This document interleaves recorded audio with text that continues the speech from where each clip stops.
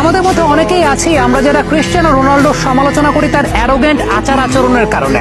কিন্তু আপনি কি জানেন 2011 সালে যখন ইউরোপের গোল্ডেন বুট CR7 জিতেছিলেন, পরবর্তী সময় 2017 সালে সেই গোল্ডেন বুটটাকে তিনি নিলামে তুলেছিলেন এবং নিলামে তোলার মাধ্যমে 1.2 মিলিয়ন পাউন্ড আয় হয়েছিল। যেই আয়ের পুরো অর্থটা CR7 দান করেছিলেন মূলত ফিলিস্তিনের গাজায় মুসলিম শিশুদের স্কুল সংস্কারের জন্য। এই যে এই ধরনের আত্মনিবেদনের জায়গাটা, কিংবা একজন ফুটবলার তার ফুটবল খেলার বাইরেও এরকম কর্মকাণ্ড করছেন, এগুলো কিন্তু প্রত্যেকের জন্য একটা অনুকরণীয় দৃষ্টান্ত। শুধুমাত্র